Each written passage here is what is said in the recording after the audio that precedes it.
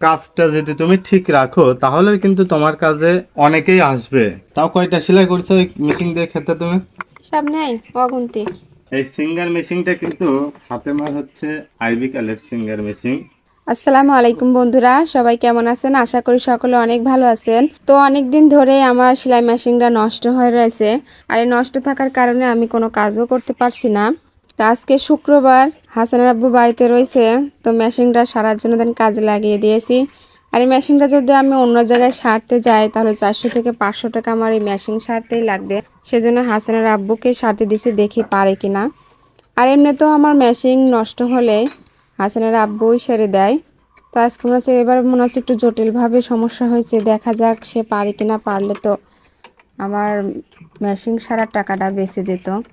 মেশিনের অবস্থা কিন্তু অনেক খারাপ আছে, অনেক দিন কাজ করিনি, সেজন্য মেশিনের অবস্থা অনেক খারাপ হয়ে গেছে, নোংরা হয়েছে। কি মেশিন কি পারবে না সারতে? দেখা যাক, ইনশাল্লাহ চেষ্টা তো করতেছি। একটা খেতা সেলাই করে পাওয়াই হচ্ছে গা কয় টাকা? 600 টাকা। 600 টাকা। প্রতিবার যদি মেশিনে শাড়ি 500 টাকা দিয়ে তাহলে কেমন হয় বলো? এই জন্য নিজেই চেষ্টা করতেছি আজকে আবারও প্রতিদিনের মতো। আর এই যে এটা অনেকেই আবার আরসি ভাবেন না, এটা হচ্ছে মেশিনের তেল। দোকানপাটে বেচে এইটুকুন বোতলে ওটা কিন্তু 30 টাকা 20 টাকা করে। তা আমি ওইটা হচ্ছে সচরাচর সেভাবে কিনে নাই, প্রথমের দিকে কিনেছিলাম কারণ ওইটা হচ্ছে গা অল্প থাকে। আর এই যে 1 পোয়া ধরে কিনেছি আমি শহর থেকে, এটা নিয়েছে হচ্ছে 50 টাকা।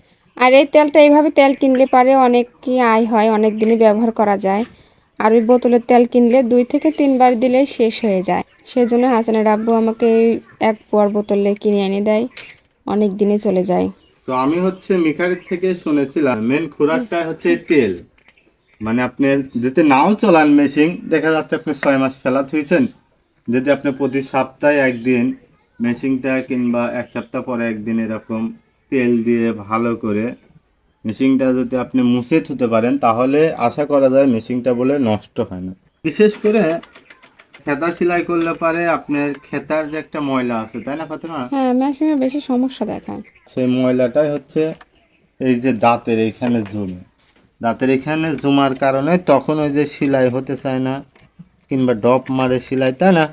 হ্যাঁ। এই সিঙ্গার মেশিনটা কিন্তু ফাতেমার হচ্ছে আইবিকালের সিঙ্গার মেশিন।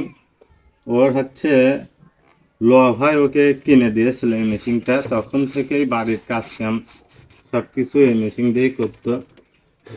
তো বিয়ের পরে ও হচ্ছে এই মেশিনটা নিয়ে আসছিল ফাতেমার নিজের ড্রেস সেলাই করার জন্য, অন্য কোথাও যেতে হয় না। আবার এখন তো ওই যে গ্রামে খেতা পারে অনেকে, মেশিন দিয়ে কিন্তু খেতা সেলাই করে। তাও কয়টা সেলাই করছো ওই মেশিন দিয়ে খেতা তুমি?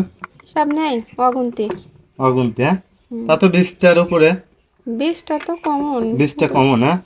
মানে তার বেশি হবে। প্রথম দিকে খেতাটা ভালোই আসতো, পরে আমি অসুস্থ হওয়ার পরে ওই যে রাজশাহী মেডিকেলে যাইতাম ডাক্তারের কাছে, এখানে ওখানে, মানে আমাদেরকে বাড়িতে কেউ পাইতো না, তাই না? হুম। এই ক্ষেত্রে আমাদের হচ্ছে এই খেতা সেলাইটা হচ্ছে কমে যায়, যার কারণে একটু সমস্যা হয় এখন, কারণ আমি যেহেতু এখনো ঠিক মতো কাজ কাম করতে পারি না। এইটা যদি থাকতো তাহলে অনেক ভালো হতো এখন আমার জন্য। একটা খেতা তুলতে কয়দিন লাগে তোমার? 1 সপ্তাহ। তাই আমি বললাম ফাতিমাকে, দেখো তোমার কাজটা যদি তুমি ঠিক রাখো তাহলে কিন্তু তোমার কাজে অনেকেই আসবে। আপনাদের ভাইয়া সব কাজ করেছে, আমি শুধু দেখতেছি যে সেলাই হয় কিনা। তো সেটা দেখার জন্য আমি কিন্তু সেলাই সুতো লাগালাম আর সেলাই করতেছি।